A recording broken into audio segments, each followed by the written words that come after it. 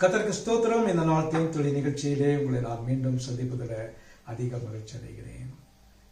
இந்த நாட்களிலே கிறிஸ்துமஸ் கொண்டாட்டங்களிலே நாம் கடந்து சென்று கொண்டிருக்கிறோம். ஒரு பக்கம் நாம் இந்த கிறிஸ்துமஸ் பண்டிகையை எப்படி கொண்டாடுவது என்று நாம் பல காரியங்களில் சிந்தித்து கடைகளிலே துணி வாங்குவது, என்ன பலகாரம் செய்வது என்கிற காரியங்களை எல்லாம் குறித்து சிந்தித்துக் கொண்டிருக்கிறோம். இந்த வேளையில கூட நாம் நம்முடைய ஆண்டவராய் இயேசு கிறிஸ்துவை குறித்தும் கொஞ்சம் சிந்திக்க வேண்டியவர்களாக இருக்கிறோம். அவர் இந்த உலகத்துல வந்த பொழுது அந்த முதல் கிறிஸ்துமஸை கொண்டாடினார்களே, யோசேப்பும் மரியாளும் இந்த முன்னணியில் உள்ளதான அந்த மிருக ஜீவன்களும் கொண்டாடிற்று.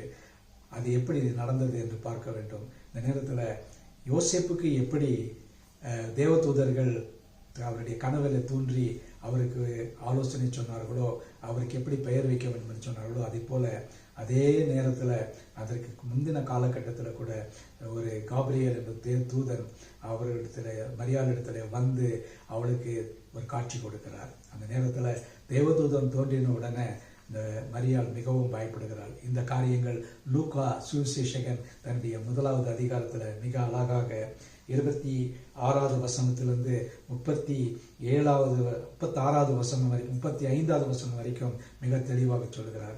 இது ஒரு மிக முக்கியமான ஒரு சம்பவம் நடந்ததான நேரம். அந்த நேரத்தில் மரியாள் அவள் ஜெபித்து கொண்டு இல்லாவிட்டால் ஆண்டவரை குறித்து சிந்தித்துக் கொண்டு இருக்கின்ற வேளையில தேவதூதன் தோன்றி, இதோ நீ கர்ப்பவதியாய் ஒரு குமாரனை பெறுவாள் என்று அந்த நேரத்தில் ஒரு வார்த்தையை கொடுக்கிறார். அதை கேட்ட உடனே மரியாள் திகைக்கிறாள். அவள், நான் புருஷனை அறியனே, எனக்கு திருமணமே ஆகவில்லையே, எப்படி நான் இந்த காரியத்தை எதிர்கொள்வது என்று அவள் ஆச்சரியப்படுகிறாள். அப்பொழுது தேவதூதன் அவளை பார்த்து, உன்னிடத்திலே பிறக்கப் போவது பரிசுத்தம் உள்ளது என்று சொல்லுகிறார். பரிசுத்தமுள்ள ஒரு குழந்தை பிறக்கப் போகுது. அது இல்லாமல் அவர் எப்படிப்பட்டவராய் இருப்பார் என்று அவர் சொல்லுகிறார் அந்த தேவதூதன். அதுதான் இந்த நேரத்தில் நான் உங்களுக்கு பார்க்க விரும்புகிறேன். 32வது வசனத்துல பிறக்க போகிற அந்த குழந்தையை குறித்து தீர்க்க தரிசனமாக அந்த தேவதூதன் சொன்னது என்னவென்று சொன்னால், அவர் பெரியவராயிருப்பார், உன்னதமானவருடைய குமாரன் எனப்படுவார், கர்த்தராகிய தேவன் அவருடைய பிதாவின் தாவீதின் சிங்காசனத்தை அவர் கொடுப்பார். இவ்வளவு பெரிய ஒரு வல்லமையான ஒரு அதிகாரமுள்ள ஒரு காரியத்தை சொல்லுகிறார் பாருங்க. அவர் பெரியவராயிருப்பார், அவர் தான் இந்த உலகத்துல பெரியவராய் காணப்படுவார், உன்னதமானுடைய குமாரன் என்பார், தேவ குமாரன் என்று அழைக்கப்படுவார், தேவன் அவருடைய பிதாவாகிய தாவீதின் சிங்காசனத்தை அவர் கொடுப்பார் என்று சொல்லப்பட்டிருக்கிறது. இதெல்லாம் பின்காலத்தில் தாவீதின் சிங்காசனம் அவருக்கு கொடுக்கப்பட்டது என்று நாம் வேதத்திலே பார்க்கிறோம்.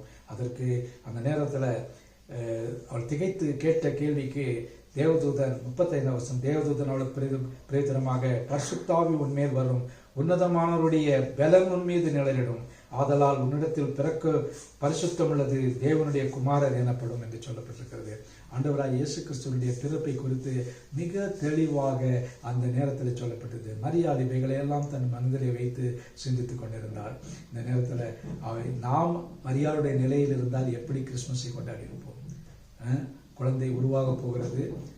அந்த நேரத்தில் அவளுக்கு ஒரு தேவதூதன் மூலமாக செய்தி வருகிறது, நீ கர்ப்பம் தரிக்க போகிறாய். எவ்வளவு ஒரு அவமானமான ஒரு காரியம். திருமணமே ஆகவில்லை, ஆனாலும் கூட தேவன் சொல்கிறார், உன்னிடத்தில் பிறக்க போகிறது பரிசுத்தம் உள்ளது. மரியாள் ஒரு தெரிந்து கொள்ளப்பட்ட பாத்திரமா இருந்தாள் என்று பார்க்கிறோம்.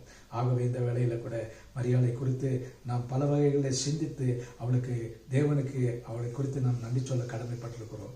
அந்த மரியாள் ஒரு நல்ல ஒரு பாத்திரமாக அவர்கள் இருக்கிறார்கள்.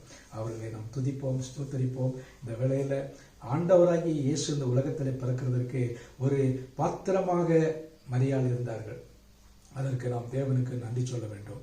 ஆகவே இந்த நாளிலே இதை குறித்து நாம் சிந்திப்போம், ஜெபிப்போமா? நல்ல ஆண்டவரே, இந்த வேளையில கூட மரியாள் ஒரு உன்னதமான ஒரு பாத்திரமாக இயேசு கிறிஸ்து இந்த உலகத்திலே பிறப்பதற்கு ஒரு கருவியாக அவர் இருந்தார் ஐயா. அதற்காக ஸ்தோத்திரம்.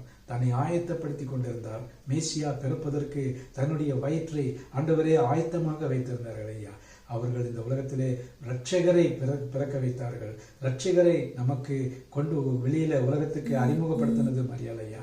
அவர்களுக்கு அவருடைய வாழ்க்கைக்காக நன்றி செலுத்துகிறோம், ஸ்தோத்தரிக்கிறோம். இந்த கொண்டாட்டங்கள் மத்தியில அந்த மரியாளுடைய தியாகத்துக்காக நம்மை நன்றியோடு துதிக்கிறோம், ஸ்தோத்தரிக்கிறோம்.